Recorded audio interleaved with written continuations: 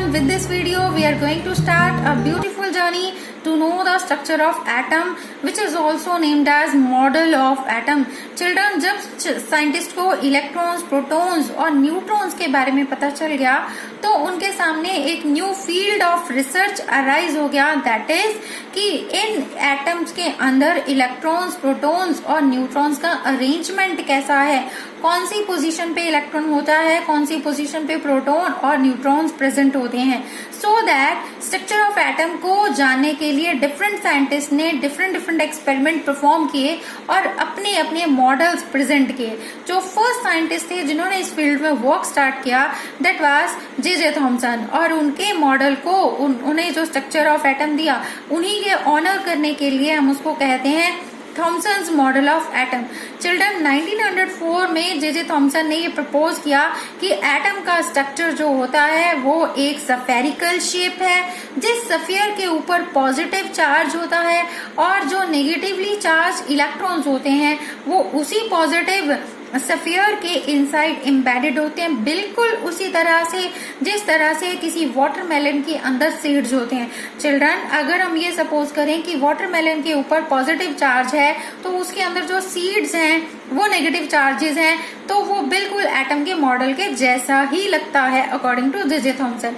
एक और एग्जाम्पल उन्होंने दिया कि फॉर एग्जाम्पल हमारे पास कोई पुडिंग है, स्वीट डिश है, उसमें जो रेजिन्स होते हैं, किशमिश होते हैं, अगर उनके ऊपर नेगेटिव चार्जेस हैं तो वो भी एक जे थॉमसन के मॉडल के एटम के जैसा ही है, जिसको उन्होंने एक और नाम भी दिया, that is resin pudding model और वाटर मेलन मॉडल. सो ये डायग्राम उन्होंने प्रेजेंट किया स्ट्रक्चर ऑफ एटम के लिए, जिसमें दिखाया गया कि एटम इस जैसा सफेयर जैसा होता है और उस पूरे सफेयर पे पॉजिटिव चार्ज होता है, इसलिए हमने उसको लिखा है पॉजिटिव सफेयर. और बीच बीच में जो रेड कलर से मैंने यहाँ इंडिकेट किए हैं, ये इलेक्ट्रॉन्स को रिप्रेजेंट कर रहे हैं जो इस पॉजिटिव सफेयर के इन बिटवीन लाई कर रहे हैं. सो दैट ये था जे थॉमसन का मॉडल ऑफ एटम. लेकिन चिल्ड्रन, साथ ही साथ शुरू हो गया लिमिटेशन, क्योंकि चिल्ड्रन साइंटिस्ट जो होते हैं वो किसी की डिस्कवरी को एज इट इज मान नहीं लेते हैं, वो उसको डिफरेंट एक्सपेरिमेंट परफॉर्म करके देखते हैं कि क्या ये उनको सेटिस्फैक्ट्री आंसर दे रहा है या नहीं दे रहा है. तो देखा गया कि जो J Thomson model of atom था, उन्होंने रदरफोर्ड के स्कैटरिंग एक्सपेरिमेंट जो उन्होंने अल्फा रेज के साथ परफॉर्म किए थे उसको एक्सप्लेन नहीं किया. Students, in 1911 Rutherford perform scattering experiment to explain the structure of atom. Children, उन्होंने अपने एक्सपेरिमेंट के लिए गोल्ड मेटल की थिन फॉइल जिसकी थिकनेस 100 नैनोमीटर थिक थी उसको चूज किया. सबसे पहला क्वेश्चन चिल्ड्रन यहीं से अराइज हो जाता है कि उन्होंने गोल्ड फॉइल ही क्यों यूज की. तो children, gold foil highly malleable है, उसको बीट करके बहुत थिन पतली शीट्स बनाई जा सकती है जिनमें एटम्स की 2 या 3 लेयर्स ही हो, सो दैट एटम के स्ट्रक्चर को डिटेल में स्टडी किया जा सके.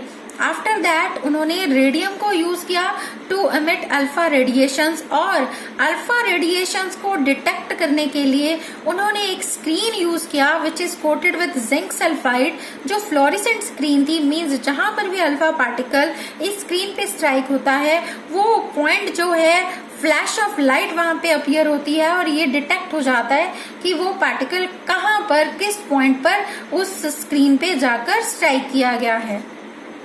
Children, you can easily understand the Rutherford scattering experiment by this diagram. यहाँ पर ये एक ब्लॉक ऑफ लेड लिया गया है, इसके अंदर रेड कलर का रेडियम डॉट से मैंने दिखाया, रेडियम यहाँ पे प्रेजेंट है और ये स्लिट यहाँ पे लगाई है सो दैट सिंगल बीम जो है रेडिएशंस की, अल्फा रेज की ही यहाँ पर गोल्ड फॉइल पे स्ट्राइक करें. ये जो रेड कलर से मैंने बार शेप में बनाई है, ये थिन फॉइल है गोल्ड की, और ये स्क्रीन है जो बिल्कुल मोर देन सेमी सर्कल यहाँ पर प्रेजेंट है, जिसको इनसाइड से जिंक सल्फाइड से कोट किया गया है सो दैट अल्फा रेडिएशंस के स्ट्राइकिंग पॉइंट को डिटेक्ट किया जा सके, क्योंकि जहां पर भी अल्फा रेज स्ट्राइक होती है वो पॉइंट ग्लो करेगा और ये इजीली डिटेक्ट हो जाएगा कि अल्फा रेज गोल्ड फॉइल से टकराने के बाद किस पॉइंट पे स्ट्राइक हुई। सो ये है रदरफोर्ड स्कैटरिंग एक्सपेरिमेंट। चिल्ड्रन, ये एक बहुत अच्छा एग्जाम्पल है साइंटिफिक अप्रोच का, क्योंकि साइंटिफिक अप्रोच भी यही है कि हमारे पास पहले प्रॉब्लम होती है, फिर उसको सॉल्व करने के लिए हम एक एक्सपेरिमेंट सेटअप करते हैं, उससे ऑब्जर्वेशन लेते हैं, देन कंक्लूजन निकालते हैं और द एंड में हमें रिजल्ट मिलता है। So that after having the scattering experiment, Rutherford ने ऑब्जर्वेशन ली और ये तीनों ही ऑब्जर्वेशन बहुत कमाल की थी। फर्स्ट ऑब्जर्वेशन थी कि most of the radiation goes undeflected. Children, ऐसा देखा गया कि 99% रेडिएशन जो थी वो थिन गोल्ड फॉइल को क्रॉस कर गई विदाउट एनी डिफ्लेक्शन, और वो पता चल गया क्योंकि वो सारे रेडिएशन यहाँ स्ट्रेट इस पॉइंट पे स्ट्राइक हो रही थी। देन उन्होंने देखा कि कुछ radiations, very few alpha particles जो हैं वो कुछ एंगल्स पे डिफ्लेक्शन दिखा रहे हैं। ये 2 एंगल्स मैंने दिखाए हैं डिफ्लेक्शन के लिए। और फिर उनका थर्ड कंक्लूजन क्या था कि बहुत कम, very few radiations, that is 20,000 particles में से सिर्फ एक पार्टिकल जो है वो मोर देन 90 डिग्री एंगल पे डिफ्लेक्शन दिखा रहा है, जो इस पॉइंट पे मैंने दिखाया है, राइट। सो ये तीनों ही ऑब्जर्वेशन बहुत अच्छे कंक्लूजन्स हमारे सामने लेके आए हैं।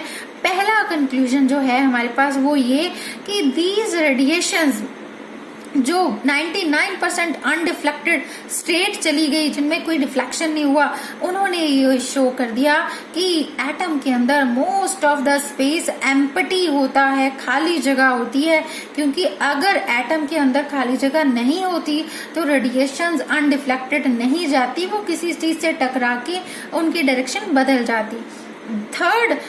सेकंड जो हमारे पास कंक्लूजन है वो है कि अल्फा पार्टिकल्स जो हैं वो कुछ few alpha particles deflection show कर रहे थे। It means alpha particle, children, radio activity में मैंने आपको बताया था कि अल्फा पार्टिकल्स के ऊपर पॉजिटिव चार्ज होता है, तो अगर उन्होंने डिफ्लेक्शन शो की है, चाहे वो स्मॉल डिफ्लेक्शन है, तो इट मींस वो डेफिनेटली किसी पॉजिटिव बॉडी के क्रॉस आई है, क्योंकि पॉजिटिव ही पॉजिटिव को डिफ्लेक्ट कर सकता है। अल्फा रेज के ऊपर भी पॉजिटिव चार्ज है, it means centre of the atom कहीं ना कहीं कुछ पॉजिटिव है, जिसकी वजह से कुछ रेडिएशंस में डिफ्लेक्शन हुआ। देन द थर्ड कंक्लूजन है हमारे पास, जो थर्ड ऑब्जर्वेशन से आता है, दैट इज कि सम ऑफ द रेडिएशंस जो वेरी फ्यू है, 1 in 20,000, वो जो मोर देन 90 डिग्री पे डिफ्लेक्ट करती हैं, डेफिनेटली वो किसी हैवी पॉजिटिव मास से टकराई हैं। हैवी इसलिए क्योंकि उन्होंने डिफ्लेक्शन मोर देन 90 डिग्री एंगल का शो किया, और पॉजिटिव इसलिए क्योंकि पॉजिटिव अल्फा रेडिएशंस को डिफ्लेक्ट भी पॉजिटिव पार्टिकल ही कर सकता है। सो दैट थर्ड जो कंक्लूजन है वो हमें ये आइडिया देता है कि एटम के सेंटर में कोई बहुत ही small heavy positively charge particle है, कोई बॉडी है विद इन द एटम, जिसको रदरफोर्ड ने नेम दिया न्यूक्लियस। सो स्टूडेंट्स, इन तीनों कंक्लूजन से रदरफोर्ड ने जो रिजल्ट निकाला वो बहुत इंटरेस्टिंग है। उन्होंने ये प्रपोज किया कि एटम कंसिस्ट ऑफ 2 पोर्शंस, एक न्यूक्लियर पोर्शन और दूसरा एक्स्ट्रा न्यूक्लियर पोर्शन। उन्होंने ये कहा कि न्यूक्लियस जो है वो बहुत स्मॉल है साइज में, इसीलिए बहुत कम रेडिएशंस थी जिन्होंने more than 90 degree deflection show किया था। That nucleus carry positive charge and entire mass जो है एटम का वो इसी पॉजिटिव मास में कॉन्सेंट्रेटेड है। इट मींस दोनों ही प्रोटॉन्स और न्यूट्रॉन्स न्यूक्लियस में प्रेजेंट होते हैं, क्योंकि न्यूट्रॉन के ऊपर कोई चार्ज नहीं है और प्रोटॉन से प्लस करने पर प्रोटॉन्स का पॉजिटिव चार्ज है, तो ओवरऑल न्यूक्लियस के ऊपर पॉजिटिव चार्ज अपीयर हो जाएगा। देन इलेक्ट्रॉन्स जो है वो एक्स्ट्रा न्यूक्लियर पोर्शन में है और वो न्यूक्लियस के अराउंड रिवॉल्व करते हैं, चक्कर लगाते हैं, बिल्कुल ऐसे ही जिस तरह से प्लैनेट्स जो हैं वो सन के अराउंड ऑर्बिट्स में रिवॉल्व करते हैं। तो रदरफोर्ड ने ये कहा कि इलेक्ट्रॉन्स का जो मूवमेंट है वो बिल्कुल प्लैनेटरी है, प्लैनेट के जैसा है। सो दैट उन्होंने ये भी कहा कि electrons are planetary in their motion. So children, ये था हमारे पास रदरफोर्ड्स मॉडल ऑफ एटम।